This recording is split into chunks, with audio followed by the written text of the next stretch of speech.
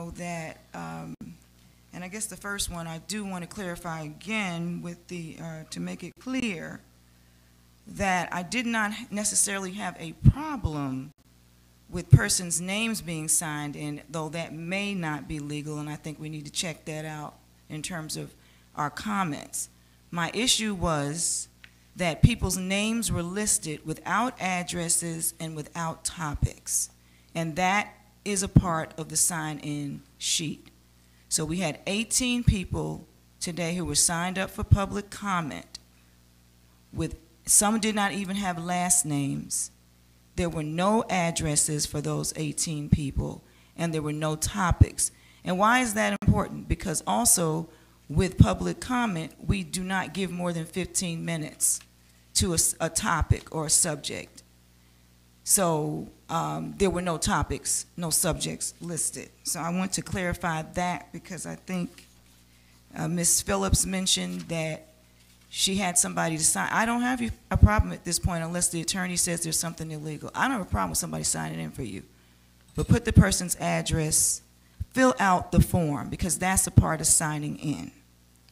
Second thing, James Walker mentioned that I told people to go and sign people's names. During the election, I told him that he could get there early to sign in, or the beginning of this year, which is different than saying, show up at City Hall and sign in for people.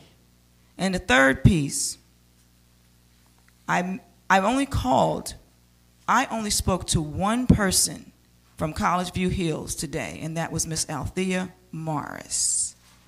Miss Morris spoke to me, and I asked her, I told her that because what happened is, and I'll say the story again because it is what it is. One of our residents came to sign in for public comment. They saw 18 names or more signed up, and they wanted to make a comment, and they didn't think they were going to have the time. So they took a picture of the form, showed it to me in my office, and I called Miss Althea because I knew her name and several people to ask her if she had signed up, not to intimidate her, because we had a citizen that wanted to sign up. I even later asked Miss Althea, because Miss Althea said to me she was not going to come. She had other things to do. I know I'm going to keep on talking through the 5 minutes, so I'm going to need more time. So I just want to clarify that there were no persons in College View that I called. And if there is a message that I have been, Miss Morris made it very clear that she was not intimidated by me. So I would like to know the names of the persons who live in College View Hills who have supposedly, allegedly received a phone call from me today or yesterday that made them feel intimidated. And I invite those persons to show up at the next meeting or make your presence known, because that is a bald-faced lie. So now for my report. On Saturday, I had the privilege of being able to join the South Korean delegation under the leadership, pretty much I would believe that was the mayor from I don't want to say it wrong. Songdong. And we had the delegation come here to this area because they're looking at how they can bring some more high-tech and industry jobs into this area. And I'm very grateful to Councilman Joe Karn, who set the whole entire thing up. And we had legislators from throughout this metropolitan area, Fulton County. I think we had some Clayton County folks here. We had other cities, other mayors from different cities. And it was a wonderful opportunity. Our police department was there. And of course, the GICC and Mercedes Miller did what they always do, which is show out.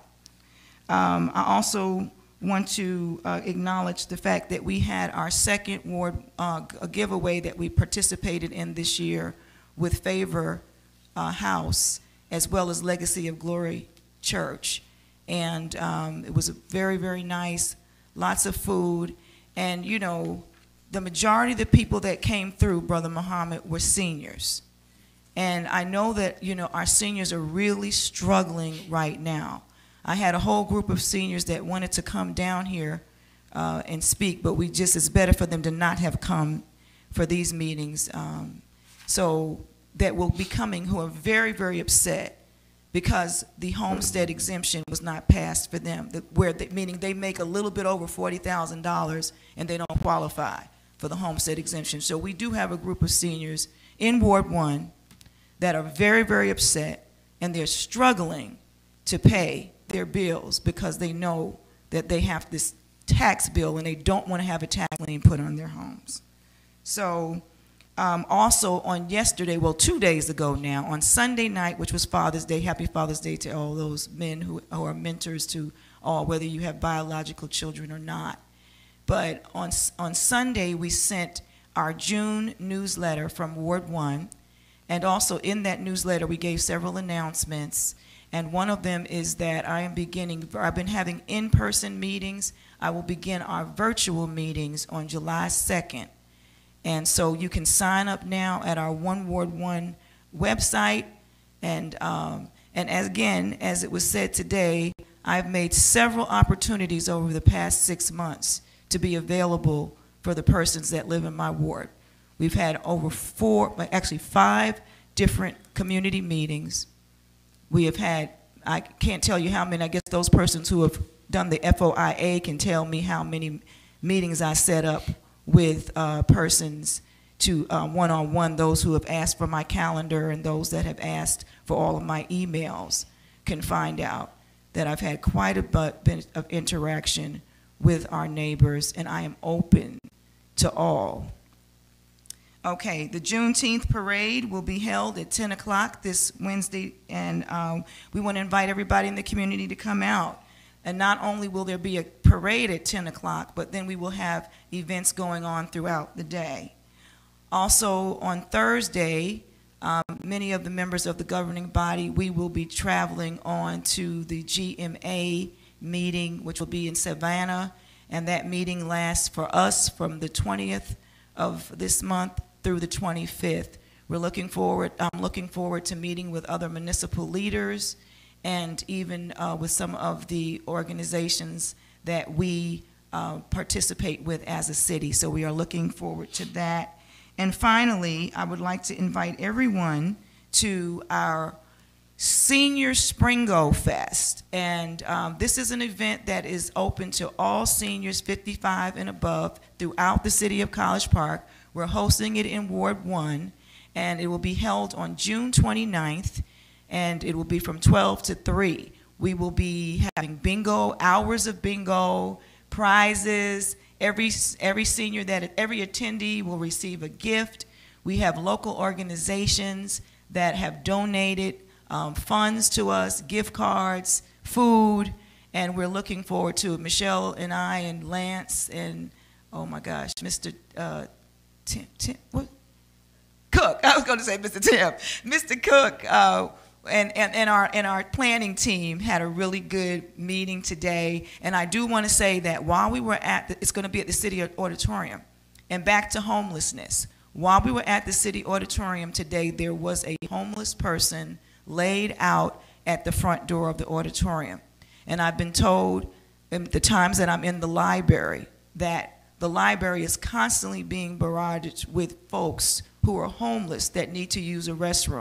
We have a serious homeless problem in the city of College Park that needs to be addressed. And I know it has not been addressed in this budget, but perhaps some of the people who have come down that had some advice or words for us about what we can do in this up year, I'm inviting you to help us in those areas where we did not provide funding. And if there's anything that can be done to help our homeless population, if you can find any grants, any funds, somebody that wants to give a hotel away or whatever it may be, let us know, because when we take care of the least of us, we're blessed. It's not a blessing to be able to take care of yourself. It's a blessing to be able to take care of someone who is in need. So that's all I have.